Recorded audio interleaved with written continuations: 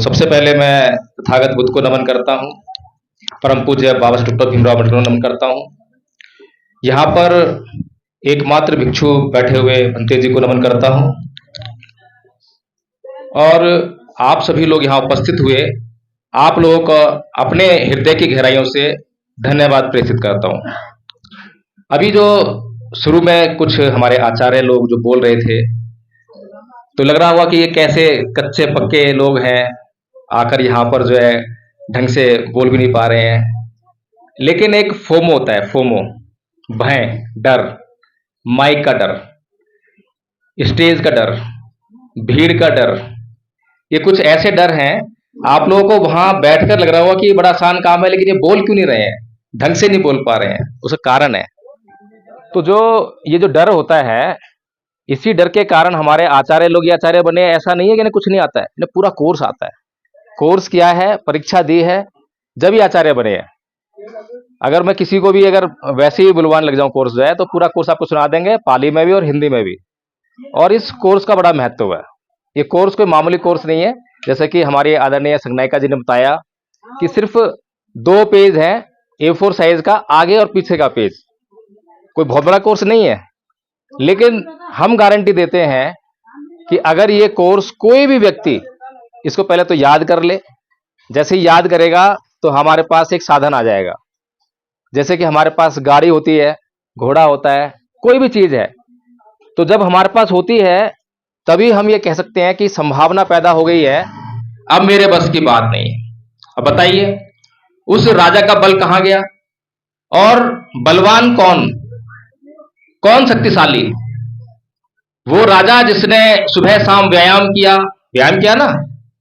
और भगवान बुद्ध ने तो कोई व्यायाम नहीं किया, किसी व्यायामशाला में नहीं गए, ना कभी तलवार चलाई, तलवार सीखी भी नहीं, तलवार से किसी को मारा भी नहीं।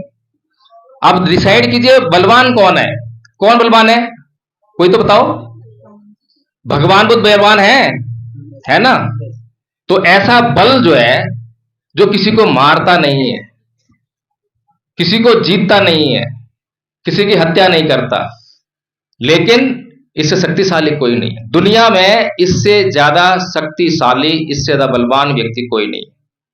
और वो अकेले भगवान बुद्ध नहीं है, उनके जैसे पता नहीं कितने अरहत हुए, और सारे अरहत जो है इसी बल से संपन्न थे। इसी बल से घंटों घंटों बैठ जाएं, एक पोजीशन में बैठ जाएंगे और बैठे रहेंगे, हिलेंगे नहीं। और हम लोग, आप में से कितने लोग हैं जो 15 मिनट भी ध्यान कर सकते हैं? कर सकते हैं ध्यान? नहीं, सोच रहे होंगे कि हाँ 15 मिनट तो कर लेंगे राजा की तरह, है? ध्यान कैसे होता है? आलती पालती मार के बैठ गए, कमर सीधी, गर्दन सीधी, आंखें बंद, और ध्यान लगाना है केवल सांसों पर। और जैसे ही ध्यान लगाना शुरू किया, वैसे ही ध्यान भटक गया।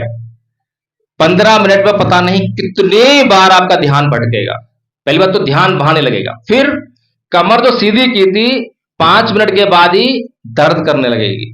हाय रे मरा, हाय रे मरा, है? क्यों कर रही है दर्द? मालूम है किसी को क्यों दर्द कर रही है? और हम कह रहे थे अभी कि हम बहुत स्वस्थ हैं, हमें कोई बीमारी नहीं है। वो दर्द इसलिए हुआ क्योंकि बचपन से जब से पैदा हुए हैं, पहले तो हमारे माँ बाप ने बहुत आराम दिया हमारे को, हमारी कमर को, पूरे शरीर को आराम दिया। बड़ा अच्छा बिछौना, गद्दा, पता नहीं क्या क्या सुविधाएं हमारे लिए पैदा की। और उन सुविधाओं से क्या हुआ? सुविधाओं के प्रति राग पैदा हो गया। राग हुआ ना। फिर जब बड़े हुए तो जैसे ही हमारी कमर को पीड़ा हुई, तुमने क्या करा? तुरंत कुर्सी पकड़ ली, कुर्सी की टेक ले ली, कमर टेक लगा दी।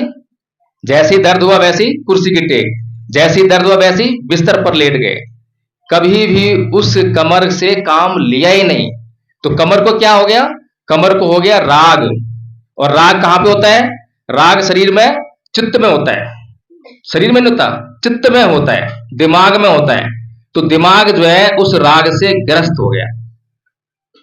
तो ये है भगवान बुद्ध का धम्म। और हमने धम्म क्या समझ लिया?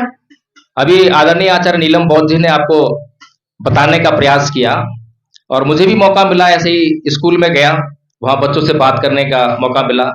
तो बच्चों से मैंने पूछा कि भाई ये बताओ कि कोई व्यक्ति मंदिर जाता है, दूध चढ़ाता है, जल चढ़ाता है, फूल चढ़ाता है, अगरबत्ती धूप बत्ती करता है, और आरती करता है, तो ये धर्म हुआ? बच्चे बोले हाँ यही धर्म है। अच्छा, एक व्यक्ति मस्जिद जाता है, नमाज पढ़ता है, ये धर्म हुआ? हाँ यही धर्म हुआ। अच्छा, तो वो व्यक्ति जो मंदिर गया था, जो वहां धर्म कर रहा था, जब वो घर पर वापस आया तो अपने बीवी बच्चों से गाली गलौज करता है, गुस्सा करता है, अपने पड़ोसी से लड़ता है, झगड़ता है, प्रॉपर्टी का संपत्ति का विवाद, उसे 1 इंच भी जमीन किसी को देने का मन नहीं है, अपना 1 रुपया भी किसी को दान देने का मन नहीं है। अब बताइए धर्म कहां पे हो रहा है? धर्म हुआ या अधर्म हुआ? धर्म हुआ या धर्म हुआ? कहां पे था धर्म? मंदिर में या व्यवहार में? नहीं समझ पाए ना हम। भारत इतने बड़े ज्ञान से, इतनी बड़ी महान विभूति से संपन्न है, यहीं पर पैदा हुए बुद्ध। गलत कह रहा हूं मैं? भगवान बुद्ध भारत में पैदा हुए, सच्ची बात है। कुछ लोग कह रहे होंगे नेपाल में पैदा हुए, ये सच्ची बात है? संशय, फिर फंस गए। कहां पैदा हुए भगवान बुद्ध? नेपाल में या भारत में? है पानी है क्या? हाथ दे दो थोड़ा सा बस। तो मैं इस बात को भी स्पष्ट कर देता हूं, क्योंकि संशय बहुत बुरी चीज होती है। जो संशय में, शक में फंस गया, फिर आगे नहीं बढ़ पाता। तो भगवान बुद्ध तो भारत में ही पैदा हुए, लेकिन जो भगवान बुद्ध बने, सिद्धार्थ गौतम जो है वो नेपाल के लुम्बिनी में पैदा हुए। आपको समझ में आया? कुछ क्लियर हुआ? जहां पर ज्ञान प्राप्त हुआ वहां बुद्ध का जन्म हुआ, ठीक है? और जहां पर सिद्धार्थ का जन्म हुआ वो नेपाल। तो भारत कितना गौरवशाली देश है कि इसको बुद्ध मिले। लेकिन भारत के लोग जो है पता नहीं कहां घूम रहे हैं, किसको धर्म मान रहे हैं, कर्म कांडों में उलझ गए, और जो धर्म है उससे तो कोई मतलब ही नहीं है। इसी प्रकार से आपके सामने एक और बात पूछता हूं। भगवान बुद्ध को ज्ञान प्राप्त हुआ बोध गया में हुआ। प्रथम धर्मोपदेश कहां दिया? कितना दूर है? 240 किलोमीटर दूर है। तो भगवान बुद्ध को इतने लंबे रास्ते में क्या लोग ही नहीं मिले उपदेश देने के लिए? कारण क्या रहा? सोचा है किसी ने? नहीं सोचा। सबसे पहले जब भगवान बुद्ध को ज्ञान प्राप्त हुआ तो उन्होंने सोचा भाई ये ज्ञान जो है इतना सूक्ष्म है,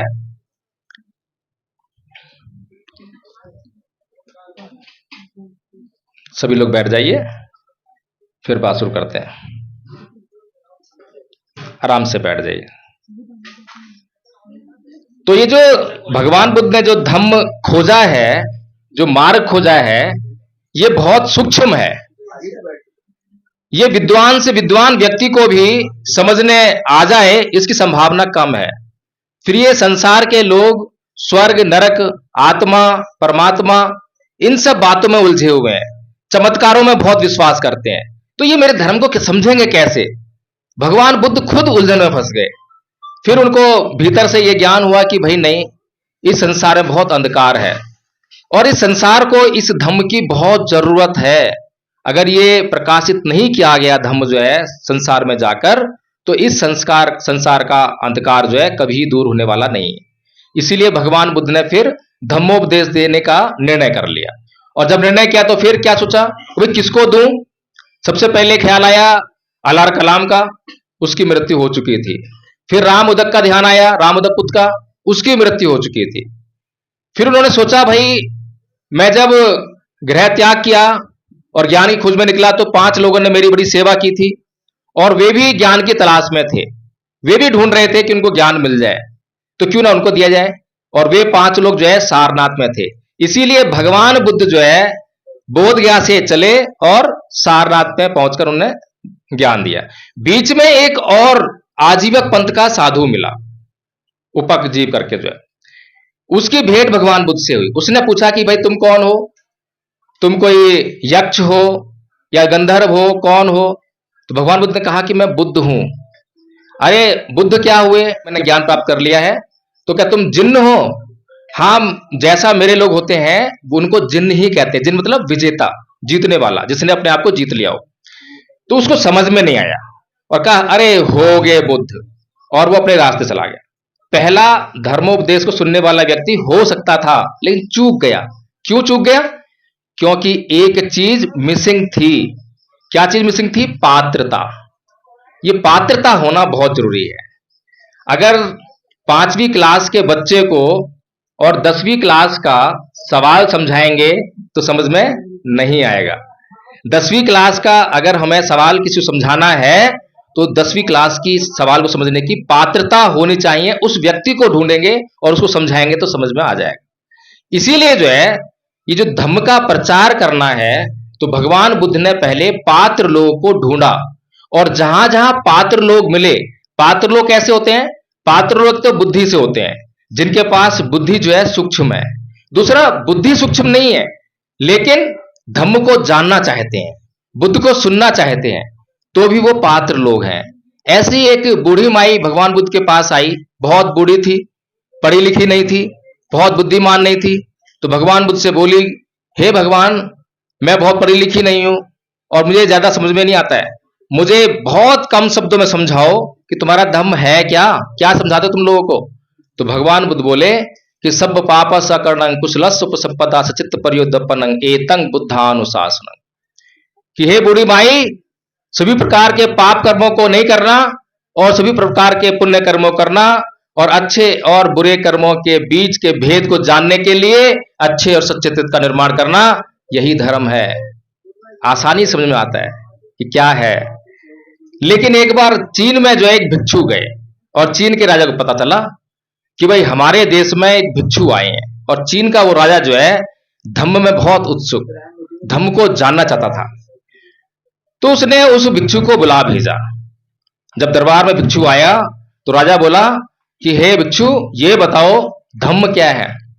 तो भिक्षु ने भी ये कह दिया, सब पापस्य अकर्णं कुशलस्य उपसंपदा सचित्त पर्योदपनं एतं बुद्धानुशासनं। राजा बोला, अरे ये तो बहुत मामूली सी बात है, ये तो 5 साल का बच्चा भी जानता है कि गलत काम नहीं करना चाहिए और सही काम करना चाहिए, इसमें कौन सी बड़ी बात हो गई। तो भिक्षु बोले कि बहुत अच्छा राजन, बिल्कुल सही कहा कि 5 साल का बच्चा भी जानता है कि क्या करना चाहिए क्या नहीं करना चाहिए, लेकिन 60 साल का बुढ़ा भी इस बात का आचरण करने में फेल हो जाता है। सही कहा गलत कहा? अभी अब हमने पूछा था कि कितने लोग ईमानदार हैं, फेल हुए, कितने लोग बेईमान हैं, फेल हुए। इसीलिए फेल हुए क्योंकि आचरण नहीं कर पाते। जानते सभी हैं। अभी यहां पर हमने 5 सील लिए थे, अब मैं 5 सील बताऊं आपको। मैं 5 सील से शुरुआत नहीं की ना मैंने, वही लोग सभी शुरुआत करते हैं, भाई हमें ये नहीं करना चाहिए, भगवान बुद्ध हमें ये बोला है। पहला सील क्या है? पहला सील है कि मैं प्राणी हिंसा नहीं करूंगा। सभी जानते हैं, बताओ कौन नहीं जानता? दुनिया के सारे धर्म यही बात कहेंगे। फिर मैं चोरी नहीं करूंगा, सारे धर्म ये कहते हैं, सभी लोग जानते हैं। मैं व्यभिचार नहीं करूंगा, किसी स्त्री को तंग नहीं करूंगा, सभी जानते हैं। मैं झूठ नहीं बोलूंगा, सभी जानते हैं। मैं नशा नहीं करूंगा, सभी जानते हैं। लेकिन इन सभी बातों का आचरण हम लोग जानते हुए भी नहीं कर पाते हैं। यहीं पर बाकी के धर्म जो है समाप्त हो जाते हैं और बुद्धिज्म जो है शुरू होने लगता है। कैसे शुरू लगता है? कि भाई क्यों नहीं कर पा रहे हो, उस कारण को ढूंढो। जब उस कारण को ढूंढ लोगे तो फिर आचरण करने लग जाओगे। जब आचरण करने लग जाओगे तो उस को जो करना चाहिए नहीं करना चाहिए, इसका जो लाभ और हानि है वो आपको मिलने लग जाएगी। तो इसीलिए भगवान बुद्ध का जो धम्म है आपके लिए बहुत बहुत ही मतलब कहें कि आसान जीवन देने वाला है। भगवान बुद्ध कहते हैं कि धम्म को सुनना जो है बहुत दुर्लभ है। सबसे दुर्लभ क्या है? मनुष्य का जीवन दुर्लभ है। क्यों? अन्य जीव भी देखते हो, कुत्ता, बिल्ली, शेर, चीता, हाथी, ये सारे भी जीव है, आप भी जीव हो। तो आप में और उनमें क्या फर्क है? बहुत फर्क है। इस जीवन में भगवान बुद्ध ने जो लक्ष्य दिया, निर्वाण को प्राप्त करना। निर्वाण को प्राप्त क्यों करना है? क्योंकि जीवन में दुख ही दुख है। सब समझते हैं दुख ही दुख है, या कुछ लोग बोलते हैं सुख भी है। सभी लोग समझ रहे हैं कि दुख ही दुख है। दुख कैसे? चलो इसको समझाया। तो भगवान बुद्ध कहते हैं कि जाति भी दुखा, जरा भी दुखा, व्याधि भी दुखा, मरणाम भी दुखा, शोक परिदेव दो मनस्य उपाया सापी दुखा। पिए ही विपयोगो दुखो अप्य ही संपयोगो दुखा यम्पि छगने लगती तंपि दुखं संकितेन पचुपादान खंदापि दुखा। कि इस संसार में जन्म लेना दुख है, दुख है, बुढ़ापा दुख है, रोग दुख है, मृत्यु दुख है, प्रियजन जब बिछड़ते हैं तो दुख होता है, अप्रिय जन जिनको हम नहीं चाहते हैं वो मिलते हैं तो दुख होता है, और जिन चीजों को हम चाहते हैं जब वो प्राप्त नहीं होती हैं तो दुख होता है। कुल मिलाकर 5 स्कंधों से निर्मित ये शरीर दुखों का घर है। पूरे जीवन में दुख ही दुख है, दुख ही दुख है। और हम क्या ढूंढ रहे हैं? सुख, सुख ही ढूंढते हैं, हर कोई सुख ढूंढ रहा है। ऐसे ही भगवान बुद्ध से पहले, जब भगवान बुद्ध ने घर छोड़ा तो उससे पहले भी लोग जो है तपस्या करते थे ना, ऋषि मुनि तपस्या करते थे जंगल में जाके, तो क्या ढूंढते थे? सुख ढूंढते थे। और क्या ढूंढते थे? स्वर्ग और अप्सराएं। सबको पता है अप्सरा मिल जाए इसीलिए तपस्या कर रहे हैं। देखे ना, सुने हैं, गलत तो नहीं बोल रहा मैं, है? और सुख मिल जाए इसके लिए तपस्या कर रहे हैं, या स्वर्ग मिल जाए उससे तपस्या कर रहे हैं। लेकिन इस विश्व में भगवान बुद्ध पहले व्यक्ति हुए जो ना तो सुख की खोज में गए, ना स्वर्ग की खोज में गए, और ना किसी अप्सरा की खोज में गए। वो किसी खोज में गए? दुख की खोज में। अरे बड़ी आसान सी थ्योरी है, लेकिन संसार तो कहीं और उलझा हुआ है। जो चीज हमारे को फायदा देने वाली है उसको तो हम समझेंगे नहीं, और जो नुकसान दे रही है वो हमारे जीवन में बड़ी जल्दी से प्रवेश कर जाती है, और नुकसान दे रही है पता ही नहीं चलता। अभी पता है ना कमर का जो है, तो कमर का सीन बड़ा तगड़ा हो गया। कमर बीमार है, पता ही नहीं चला कितनी बीमार है, 15 मिनट बैठ के देख लो पता चल जाए कितनी बीमार है। तो भगवान बुद्ध ने सबसे पहले दुख को परिभाषित किया कि दुख क्या है, और दुख को ढूंढ लिया, और दुख के कारण को भी जान लिया। और जब दुख का कारण किसी को मिल जाए तो क्या दुख रह पाएगा? जिन लोगों को दुख का कारण पता हो और फिर भी उनके जीवन में दुख हो, दुख के कारण को मिटाने का भी पता लग गया हो कैसे मिटेगा, उसका मार्ग भी उपलब्ध हो, और फिर भी लोग दुखी हो, तो फिर क्या कहेंगे? उनको मूर्ख ही कहेंगे? कहेंगे नहीं कहेंगे? लेकिन भगवान बुद्ध मूर्ख नहीं थे। जैसे ही पता लग गया कि जीवन में दुख है, दुख का ये वाला कारण है, और इसका ये वाला इलाज भी है, और इस इलाज को करने का ये मार्ग है, तो उन्होंने अपने जीवन से उस दुख को बिल्कुल मिटा दिया, खत्म कर दिया। और जब दुख समाप्त हो गया जीवन से, तो फिर क्या मिला? क्या रह गया? क्या मिलेगा? जब दुख हटता है तो सुख आता है। सुख की किसी से परिभाषा पूछो, अभी दुख की परिभाषा आई ना मैंने कि ये दुख है, दुख ये है, ये है, ये है, दुख को बता दिया, दुख को पहचान भी लिया। लेकिन किससे पूछो भाई सुख क्या है? बोलेगा संपत्ति का होना सुख है। अरे संपत्ति का होना सुख है? गाड़ी बंगला होना सुख है, पहाड़ों में गर्मियों में जहां ठंडक हो वहां पे जाना बड़ा आनंद आता है, सुख है। लेकिन इन सब में देखें तो कहीं पर सुख नहीं है। क्यों? क्योंकि थोड़ी सी देर बाद, अभी पहाड़ में आए हैं, ठंडक हो रही है, जब फिर जाएंगे जमीन पर जो है मैदान में, फिर गर्मी, फिर दुख आने लगा। ऐसा ही है ना, ये गाड़ी, ये बंगला, इनका जो सुख जो है क्षणिक मात्र है। लेकिन जो भगवान बुद्ध ने जिस सुख को पाया, वो वास्तव में उसको, उन्होंने ये नहीं कहा कि ये सुख है, उन्होंने ये कहा कि भैया तुम जो इसको चाहो समझ लो, तुम्हें लगता हो कि सुख है तो सुख समझो। मैं तो ये कह सकता हूं कि आपके जीवन में दुख नहीं रहेगा। एक डॉक्टर जो है उसके पास आप क्या करने के लिए जाते हो? सुख लेने जाते हो या बीमारी दूर करने जाते हो? क्या करने जाते हैं? सुख लेने कोई नहीं जाता, बीमारी को दूर करने के लिए जाते हैं। तो डॉक्टर भी बस यही गारंटी देता है कि भाई जो बीमारी है उसका इलाज कर दूंगा, वो बीमारी दूर हो जाएगी, पर तुझे सुख मिलेगा या नहीं मिलेगा मुझे नहीं मालूम, क्योंकि तेरा सुख पता नहीं कहां है, पहाड़ों में घूमने में है, गाड़ी चलाने में है, हवाई चलाने, मुझे नहीं मालूम, लेकिन तेरी जो बीमारी है उस दुख को मैं दूर कर दूंगा। तो इस प्रकार से भगवान बुद्ध जो है हम लोगों को वो सुख का अनुभव कराते हैं जिसका हम कभी सोच ही नहीं पाते हैं। अब मैं इतनी बड़ी लंबी चौड़ी बात आप लोगों को नहीं करूंगा कि भगवान बुद्ध ने निर्वाण प्राप्त किया, तृष्णा का अंत कर दिया, मोक्ष प्राप्त कर लिया, बहुत लंबी बात हो जाएगी, हमारे बस की बात नहीं, हमारे बस की बात भी नहीं है। भंते जी बैठे हैं, इनके जीवन का उद्देश्य यही है, इनके बस की बात भी नहीं, क्यों करें फिर उतनी बात? प्रैक्टिकल बात करते हैं जिससे कि भगवान का धर्म हमारे काम आने लगे। तो फिर हमारे जीवन में कुछ ना कुछ घटनाएं ऐसी घट रही हैं जिनको हम नहीं जानते हैं, और जान जाएं तो वो घटनाएं रुक जाएं और हमें उसका जो है लाभ मिलने लग जाए। अभी हमारे आचार्यों ने कुछ गाथाओं का वाचन भी किया, उन्हीं गाथाओं के माध्यम से आपका मैं मार्गदर्शन करने का प्रयास करूं। अभी हमारे घरों में जो है पति पत्नी के बीच में लड़ाई झगड़ा होता है नहीं होता? नहीं होता? सारे सुखी हैं? चलिए मुबारक हो, अच्छी बात है, होता है। देखिए ये लोग बड़े ईमानदार बैठे हैं, एक बार ताली बजाओ उनके लिए, बहुत बहुत साधु बात। झगड़ा होता ही है। देखिए मेरी जीवन साथी बैठी है सामने, आचार्य नीलम बौद्ध, हम दोनों हस्बैंड वाइफ हैं, तो हम लोग जो है हर जगह साथ दिखाई देते हैं। और टीवी पे अभी जो है जो रिकॉर्डिंग हो रही है, एनबी न्यूज 24 एक्शन चैनल है, 24x7 है ना? हाँ, एनबी न्यूज 24x7 ये चैनल का नाम है। इसको आप जो यूट्यूब पर सर्च करना, या फिर आचार्य नीलम बौद्ध जी का नाम सर्च कर लेना, मेरा नाम डाल देना, एडवोकेट जय भीम प्रकाश, बहुत सारी वीडियो आ जाएंगे, चैनल पे आ जाएगा। तो उस पर आप देखेंगे कि भाई ये दोनों मियाँ बीवी ऐसे हैं जिनके बीच में शायद कभी लड़ाई होती नहीं है, पर ये झूठ है, गलत है, झगड़ते तो हम भी हैं। बहुत गुस्सा आता है कई बार, और आचार्य ताली जब जा रहे हैं, कल ही देख कर आए हैं, कल ही देख कर आए हैं।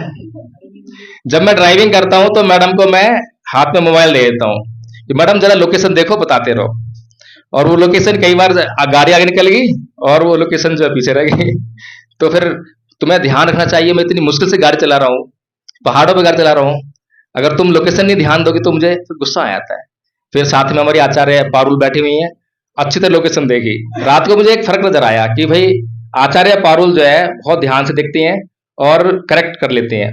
तो कुल मिलाकर ये है कहने का मतलब कि हर एक हस्बैंड वाइफ आपस में जब जीना शुरू करते हैं तो उनके मन में कभी ना कभी कहीं ना कहीं कोई ना कोई ऐसी जो है लड़ाई झगड़े वाली बातें उत्पन्न हो जाती है। ये लाजमी है, होता है, जब हम व्यवहार करेंगे तो ऐसा होगा ही।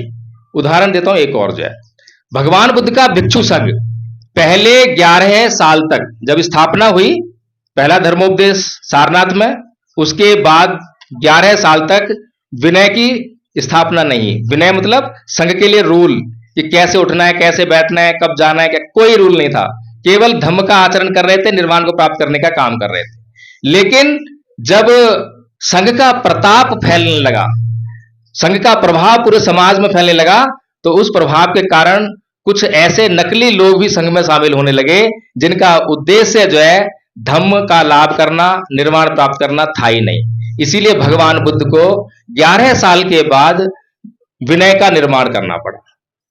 तो विनय क्या होता है? नियम, कायदा, कानून। और जब कोई भी व्यक्ति, मान लीजिए एक छोटी सी कह लेते हैं परिवार, एक परिवार के हमने कुछ नियम बना दिए, और वो नियम बनाए हैं परिवार के सुखी होने के लिए, कब बच्चे उठेंगे, कब बच्चे पढ़ेंगे, कब बच्चे खेलेंगे, नियम बन गए। और जो परिवार उन नियमों का पूरी तरह से पालन करेगा तो क्या मिलेगा बताइए? सुख मिलेगा, नहीं मिलेगा? उस परिवार में वो जो चाहेंगे वो प्राप्त कर सकते हैं। किस बात से? केवल अनुशासन से।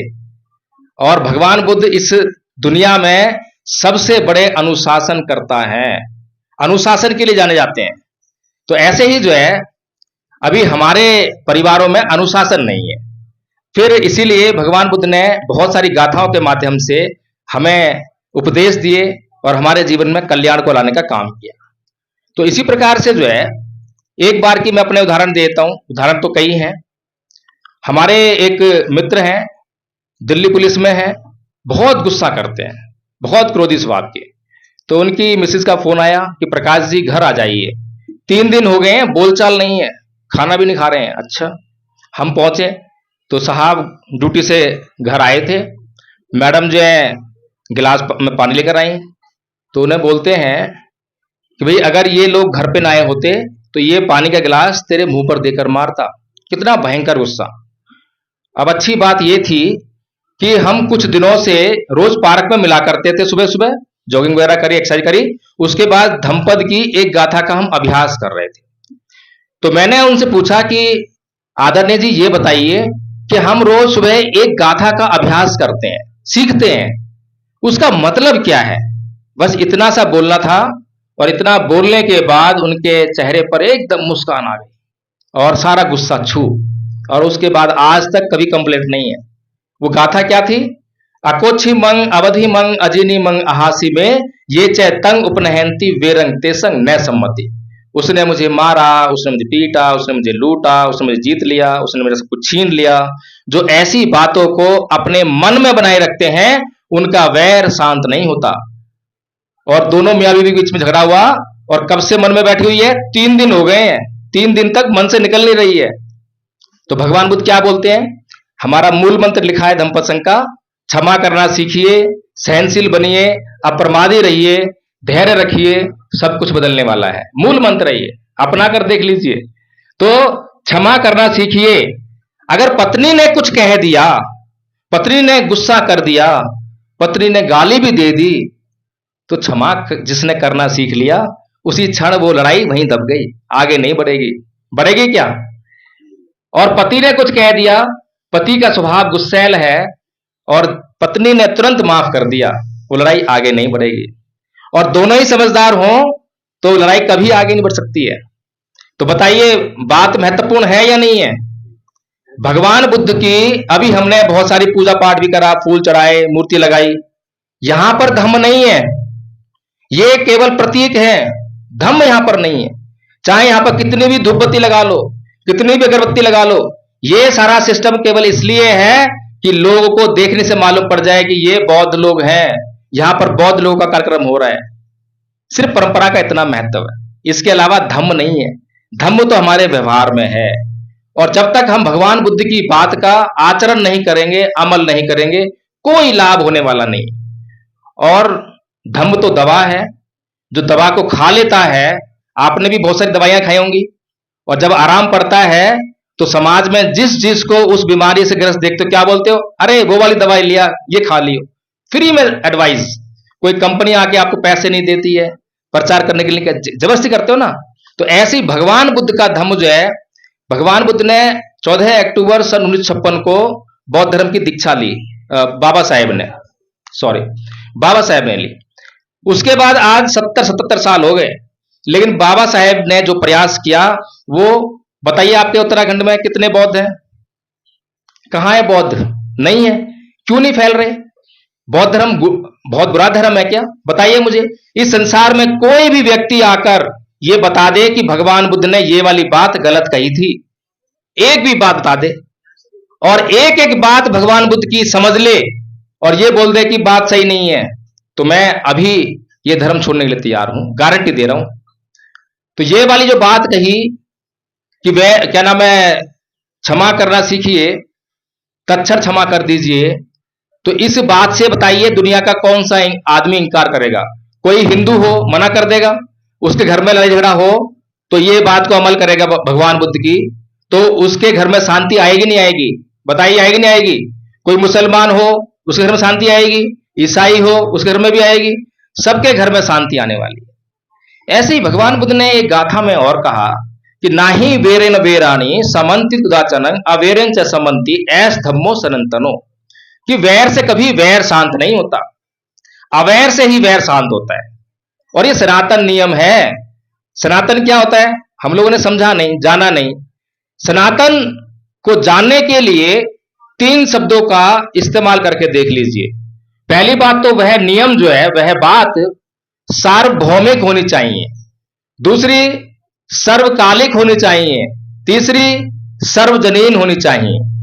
3 बातें बड़ी महत्वपूर्ण है। ऐसी कोई भी बात जो किसी ने कही वो सार्वभौमिक, यानी कि किसी भी देश में चले जाओ, इस दुनिया में कहीं भी चले जाओ, जब वो बात का इस्तेमाल करें तो उसका परिणाम एक जैसा आना चाहिए, पहली चीज। दूसरी चीज सर्वकालिक, कोई चाहे सतयुग हो, द्वापर युग हो, कलयुग हो, किसी भी युग में उसको इस्तेमाल कर लीजिए, उसका परिणाम एक ही रहेगा, बदलेगा नहीं। फिर सार्वजनीन, चाहे अमेरिका का आदमी हो, भारत का हो, नेपाल का हो, गोरा हो, काला हो, इस जाति का हो, उस जाति का हो, इस धर्म का हो, उस धर्म का हो, इस भाषा का हो, इस क्षेत्र का हो, किसी पर भी आप उस बात को लागू कर लीजिए, परिणाम एक जैसा रहेगा। गलत का सही क्या बताइए? ये जो बातें मैंने बताई हैं कि बैर से कभी बैर शांत नहीं होता, इससे पहले जो मैंने बात बताई थी सभी पर लागू होती है, सभी जगहों पर लागू होती है, सभी कालों में लागू होती है। इसीलिए भगवान बुद्ध का धर्म जो है सनातन है, ऐस धम्मो सनातन, दवा है हमारे जीवन में। अभी आदरणीय आचार्य नीलम बौद्ध जी संस्कृतियों की बात कर रही थी। एक संस्कृति हमें सिखाती है कि ईंट का जवाब पत्थर से दो, और ये बात हमें अच्छी लगती है ना सभी को। ईंट का जवाब पत्थर से दो। किसी की गाली सुनना हमें पसंद नहीं है, पसंद है क्या? और किसी ने हमें गाली दी तो मतलब दिमाग में जो है इतना मतलब बैर बैठ गया कि जब तक उसको गाली ना दें, और एक के बदले दो गाली ना दें, या फिर उसको पिटाई ना कर दें, या लठ से मार ना दें, तब तक जो मन शांत नहीं होता। यानी उसको जब तक सबक ना सिखा दें, जब तक उसको सबक सिखा के, डरा के, धमका के, मार के, पीट के, जब तक उसको शांत ना कर दें, हमारा मन शांत नहीं होता। तब जाकर हमें कुछ अच्छा लगता है, अच्छा फील आता है। तो ये जो संस्कृति बड़ी खतरनाक संस्कृति है। खतरनाक कैसे है कि हमने अपने बच्चों को यही बात सिखाई कि ईंट का जवाब पत्थर से दो, और हमारे बच्चों ने ये बात अच्छी तरह सीख ली। तो फिर क्या हुआ ये कि वो अगले दिन घर से बाहर निकले, दो चार लोग मिल गए, उन्होंने कुछ उसको कह दिया।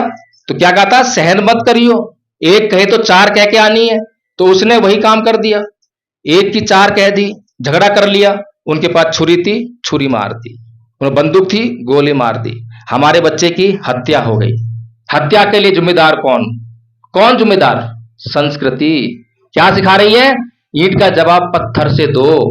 और दूसरी संस्कृति जिसकी तरफ बाबा साहेब हमें लेकर जाना चाहते हैं, भगवान बुद्ध की संस्कृति, वो क्या कह रही है? नाही वेरेन वेराणी समन्तित कुदाचनंग अवेरेन च समन्ति ऐस धमुसनंतर।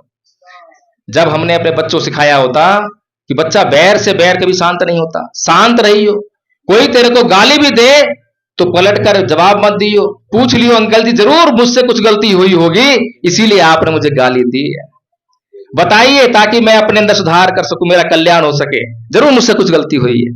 अगर ये बात हमने अपने बच्चों को सिखाई होती तो फिर हमारे बच्चे की हत्या होती क्या? बताइए कौन कहता हत्या होती? एक संस्कृति जो पल प्रतिपल हमारे ऊपर हमला कर रही है, हमारा जीवन खतरे में डाल रही है, हमारे बच्चों का जीवन खतरे में डाल रही है, उसकी तरफ हम भाग रहे हैं, दौड़ रहे हैं। हमारे मन में द्वेष है, घृणा है, हिंसा है, भरी हुई है, बहुत बुरी तरह भरी हुई है। लेकिन भगवान बुद्ध की संस्कृति जरा सी भी हमारे दिमाग में नहीं है। तो ये महत्वपूर्ण कार्य जो है आप लोगों के बीच में धम्म बताने का कार्य है, भगवान बुद्ध की बातें जन जन तक पहुंचाने का कार्य है, आपके इस पहाड़ को और भी सुंदर बनाने का कार्य है। पहाड़ बहुत सुंदर हैं, बहुत अच्छे लगते हैं, मौसम बहुत अच्छा होता है, ठंडा मौसम होता है, लेकिन जब यहाँ के लोगों का व्यवहार सुनते हैं कि यहाँ के लोगों के मन में जातिवाद है, सांप्रदायिकता है, तो बहुत यही पहाड़ जो है बहुत कैसे लगते हैं? बड़े हिंसक लगने लगते हैं, बहुत खराब लगने लगते हैं, डर लगने लगता है, डर लगता है ना। अभी पहलगांव में हमला हो गया तो सबके पूरी दुनिया के मन में भय बैठ के पहलगाम मत जाना भाई, आतंकवादी हमला हो सकता है। तो इसीलिए जब हम लोगों को सुधार देंगे, लोगों का निर्माण कर देंगे, और ये पहाड़ और भी सुंदर हो जाएंगे, इन सबका नाम होगा कि हाँ ये जो द्वार हाट जगह है बहुत सुंदर है, यहाँ के लोग बहुत अच्छे हैं। तो इसीलिए हमें जो है करना क्या है? भगवान बुद्ध एक गाथा और कहते हैं, नय परिसंग विलोमानी नय परिसंग कथा कतंग अतनो व्यवेख्य कतानी अकतानी च, कि दूसरे क्या कर रहे हैं, दूसरे क्या नहीं कर रहे हैं, ये मत देखो, ये मत सोचो मैं क्या कर रहा हूं, मैं क्या नहीं कर रहा हूं, इसको सोचो, इसे करो, क्योंकि मेरे भीतर से ही बाहर का निर्माण होने वाला है। और हम क्या करते हैं? किसी ने, एक आदमी ने दूसरे आदमी को गाली दे दी, जो लोग देखने वाले हैं वो क्या देखते हैं? भाई एक आदमी ने दूसरे आदमी को गाली दी और पलटकर उस आदमी ने पहले वाले को गाली दी, तो हम क्या निर्णय करते हैं कि भाई दूसरा आदमी बिल्कुल ठीक है ना, दूसरा आदमी ठीक है, उसी को गलती नहीं है। क्यों? क्योंकि पहले आदमी ने गाली दी इसीलिए उसने गाली दी ना, ऐसे ही हम सोचते हैं। ये सामान्य व्यवहार है, ये संस्कृति का मामला है, लेकिन भगवान बुद्ध ऐसा नहीं कहते हैं। वो कहते हैं कि पहले आदमी ने गलती की, ये बात बिल्कुल ठीक है, दूसरे आदमी ने कौन सा पुण्य कर दिया, उसने भी तो गाली दी, वो भी गलत है। गाली तो दोनों के दिमाग में थी ना, तो दिमाग को सही करना पड़ेगा। तो भगवान बुद्ध जो है किसी भी अपराधी को अपराधी तो कहते हैं, लेकिन वो कहते हैं कि ये बीमार है। भगवान बुद्ध अपराधी को बीमार कहते हैं। चोर को चोरी करने का अपराध तो कर रहा है, लेकिन वो बीमार है। क्यों? क्योंकि उसका अपराध जो है उसके दिमाग में है। अगर बीमार का इलाज हो जाए तो वो ठीक हो जाएगा। तो इसीलिए भगवान बुद्ध जो है इस संसार में से अपराध को मिटाने के लिए लोगों के दिमागों का इलाज करना चाहते हैं। लोगों के दिमागों में हिंसा को निकालकर अहिंसा लाना चाहते हैं, करुणा लाना चाहते हैं, प्रेम लाना चाहते हैं, मैत्री, ये सारी सुविधाओं से जो है इसको संपन्न करना चाहते हैं। तो भगवान बुद्ध जो है जो बातें हमसे कह रहे हैं, जो बातें हमसे कर रहे हैं, वो हमारे जीवन के लिए कितनी महत्वपूर्ण है। और मैं ये पूछना चाहूंगा कि किसके लिए महत्वपूर्ण नहीं है। कोई ब्राह्मण हो, कोई क्षत्रिय हो, पता नहीं क्यों हम लोग इन मामलों में फंसे हुए हैं। अपना जीवन जो है लगातार जहन्नुम बना रहे हैं बगैर बात के। अब कोई आदमी कहता है कि मैं ब्राह्मण हूं, ठीक है, मैं मानने को तैयार हूं, बिल्कुल मानने को तैयार हूं। लेकिन जब मानूंगा जब सामने से कोई ब्राह्मण आ रहा हो और उसे कोई जानता ना हो। यहां इतने लोग बैठे हैं, जानते नहीं उसको कौन है, कभी पहचान नहीं हुई, और उसके आते ही ये पहचान लें कि हाँ ये ब्राह्मण देवता है, इसकी मुझे पूजा करनी है, इसके मुझे चरण स्पर्श करने, मान लेंगे। लेकिन वो आया और उससे पूछा कि भाई तुम कौन से धर्म के आदमी हो। पहले धर्म पूछेंगे कि मैं हिंदू हूं। अच्छा, हिंदुओं में कौन हो? जब तक हिंदुओं में कौन हो ये ना पूछ लें, जब तक चैन नहीं पड़ता। क्यों? क्योंकि मुझे इससे कैसा व्यवहार करना है, ये कौन सी जाति का है, ये छोटी जाति का है, ये बड़ी जाति का है, जब तक मैं ऐसा ना जान लूं कि मुझे इससे कैसा व्यवहार करना है, जब तक चैन नहीं पड़ता है। तो हम किस तरह का व्यवहार अपने जीवन पर लेकर आ रहे हैं? इतने सुंदर जीवन को जहन्नुम क्यों बना रहे हैं? भगवान बुद्ध जैसे महान लोग जो है हमारे जीवन में आए, उनका हम धम्म का प्रचार करना चाहते हैं, लेकिन हम कैसे करना चाहते हैं? अभी तक बाबा साहेब डॉक्टर भीमराव अंबेडकर के द्वारा जो धर्म प्रचार की मुहिम शुरू की गई, उनके बाद लोगों ने केवल ये झंडे उठा लिए, बुद्ध विहार बनाना शुरू कर दिए और जयकारा लगाना शुरू कर दिया कि बौद्ध धर्म की क्या पहचान, मानव मानव एक समान। अभी गाना गाने से क्या बौद्ध धर्म का प्रचार हो जाएगा? नहीं होने वाला। पूरे विश्व के इतिहास में आप उठाकर देख लीजिए, सभी धर्मों का जो इतिहास है वो रक्त रंजित इतिहास है। सभी धर्मों को अपना प्रचार करने के लिए रक्त बहाने की जरूरत महसूस हुई, बहा ही डाला, पता नहीं कितने लोगों की हिंसा करनी पड़ी। लेकिन भगवान बुद्ध का धम्म इतना सुंदर धर्म है, एक बूंद रक्त की नहीं भई और पूरे विश्व को जो है गौरवान्वित कर रहा है, पूरे विश्व को लाभान्वित कर रहा है। पूरे विश्व में जिसने अपना लिया उसने अपना कल्याण कर ही लिया। आपके सामने ये धम्म प्रसंग की टीम बैठी है, आचार्य लोग बैठे हैं। मैं किसी से झूठ बोलने के लिए कहता, रत्ती भर झूठ बोलने की जरूरत नहीं है। एक से ही पूछ लीजिए उठाकर जो है कि क्यों जुड़े संघ से, क्या लाभ हुआ? तो लाभ हुआ होगा वही बताएंगे। मैं साफ ना करता हूं, अगर लाभ नहीं हुआ तो ये बोलना कि लाभ नहीं हुआ, क्योंकि मैं जिम्मेदार थोड़ा ना हूं। अगर लाभ नहीं हुआ है तो कोर्स करा दिया है, आपने अप्लाई क्यों नहीं करा? अप्लाई करेंगे तो लाभ हो गए, गारंटी से कह रहे हैं, गारंटी से कह रहे हैं। तो इसीलिए आदरणीय उपस्थित जनसमूह, समय की सीमा थी, 1 बजे हमें समाप्त करना था, ऐसा आदरणीय गणेश सुंदरा जी के द्वारा आदेश हुआ था। उसको हम जो है लगभग क्रॉस करने वाले हैं और इसके बाद जो है कुछ पुरस्कार वितरण भी होना है और हमारे भी कुछ आचार्य हैं, उनको भी कुछ हम जो आचार्य बने हैं, क्योंकि हम जहाँ भी प्रोग्राम करते हैं जो हमारे आचार्य बनते हैं तो उस प्रोग्राम में ही हम उनको जो है आचार्य घोषणा पत्र सबके सामने देते हैं, तो वो भी वितरित करना है। तो मैं आप लोगों से अब जो है इस प्रोग्राम को वाइंड अप करने की तरफ बढ़ते हुए, अब वही जो पहली बात शुरुआत की थी हमने कि कितने लोग हम सच्चे हैं, तो अब तो थोड़ा सा आगे बढ़ जाना चाहिए, नहीं? ये इतने महान लोग बैठे हुए हैं, इनके धम्म को ईमानदारी से बोलना कि अपने घर में कौन कौन भगवान बुद्ध के धम्म को लाना चाहता है, हाथ खड़ा करें ईमानदारी से। चलिए, सबको जरूरत है, साधु साधु। कैसे लाएंगे, कोई उपाय है? आदरणीय गणेश चंद्रा जी ने यहाँ पर इतना सुंदर स्थान बनाया है, इस स्थान का हमें लाभ उठाना चाहिए।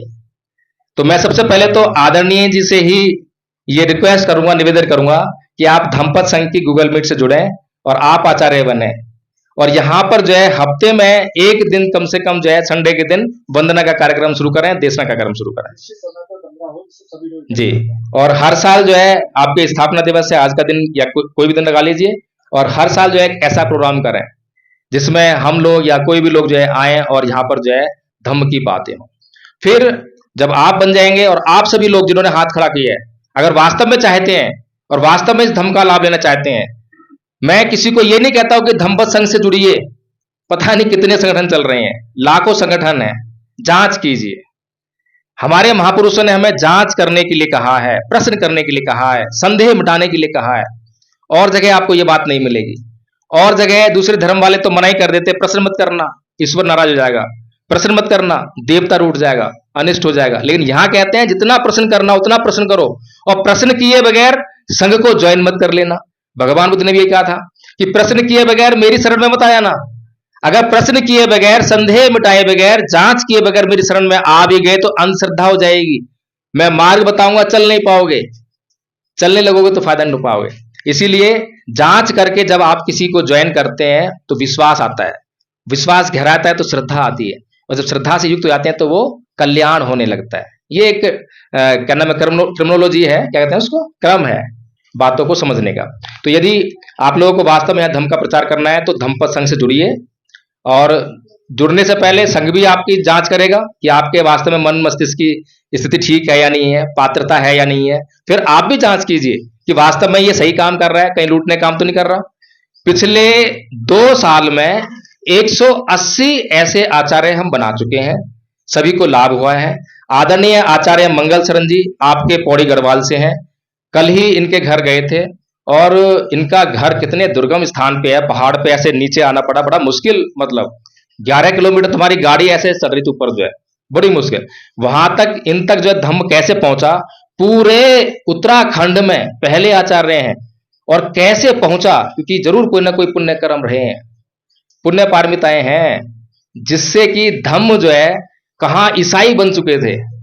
और फिर एक वीडियो देखा उन्होंने मेरा जो है, और इनको समझ में आया, फोन किया, संघ से जुड़ गए, और आज सबसे ज्यादा इनको सूत्र याद है।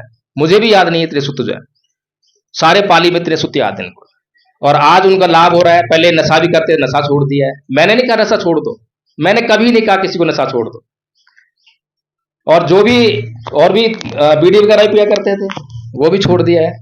इसी प्रकार से एक घटना बताता हूं, फिर समाप्त करते हैं। अच्छा, कोई दिक्कत तो नहीं? कोई नहीं, बहुत अच्छा हो गया। हमारे संघ में गूगल मीट चलती है सुबह 5 बजे से लेकर 9 बजे तक, कई बार 10-11 बज जाते हैं, और दोपहर को 2 बजे से रात के 12 बजे तक, इतनी लंबी चलती है। किस लिए? केवल सिखाने के लिए। आप लोगों को आमंत्रित करें कि जब आपके पास टाइम हो, कोई कहता है मेरे पास इस टाइम नहीं है, ठीक है कोई बात नहीं, इस टाइम जुड़ो, जब आपके पास टाइम हो जब जुड़िए। और एक समय ऐसा आएगा जब इसको हम 24 घंटे चलाएंगे। 24 घंटे मतलब हो गया ग्लोबल हो जाएगी, पूरी दुनिया से जिसको धम्म सीखना है वो जब चाहे जब मर्जी जुड़ो, धम्म सीखना शुरू कर दो। और हमारा कोई ना कोई आचार्य वहां पर अवेलेबल जरूर मिलेगा। मीटिंग चल रही होगी, और अब भी चलती है, अभी 2 बजे से आप देख लेना, मीटिंग करके मीटिंग चल रही होगी। तो हमारे एक आचार्य बोले, आदरणीय आचार्य धीर सिंह बोध जी बैठे हुए हैं, इन्होंने कहा, तो एक शंका पैदा हुई कि हमारे किसी आचार्य ने शायद शराब पी है, इसलिए जो है आचार्य धीर सिंह बोले कि नहीं, इनको जो है बैन कर दो कि जब शराब पिए तो मीटिंग ज्वाइन ना करें, ऐसे बोले थे ना आप। तो मैंने ये कहा कि नहीं आचार्य जी, जब वो शराब पिए तो वो उनको बोलिए कि मीटिंग जरूर ज्वाइन करें। भाई दवा का काम तो बीमार के लिए होता है ना, है? तो हमने कहा भाई जब शराब पिए तो उनको बोलिए कि मीटिंग जरूर ज्वाइन करें। क्यों? क्योंकि जब शराब पी के मीटिंग ज्वाइन करेंगे तो कुछ गलती करेंगे, और कुछ गलती करेंगे तो संघ के नियम हैं, 100 के आसपास नियम बना रखे हैं। जैसे नियम का उल्लंघन, दंड दिया जाएगा। दंड किस लिए? नुकसान करने के लिए, सुधार करने के लिए, मंगल करने के लिए, तो उनका सुधार होगा।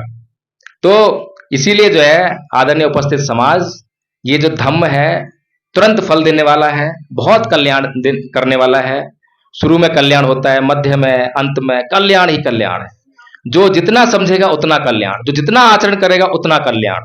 तो इस धम्म को सुनना बहुत दुर्लभ चीज है। आप लोगों को ये धम्म सुनने को मिला, आप लोग वास्तव में कहीं ना कहीं कुछ ना कुछ पुण्य पारकता आपने की होंगी, जो आपको जो है आज ये धम्म यहाँ पर जो सुनने को मिला है। तो अब मैं आगे के कार्यक्रम के लिए सीधे आदरणीय गणेश चंद्रा जी को आमंत्रित करता हूँ कि वो आए और अब जो है वो जो सम्मानित करना है जिन लोगों को सम्मानित करें। आदरणीय गणेश चंद्रा जी।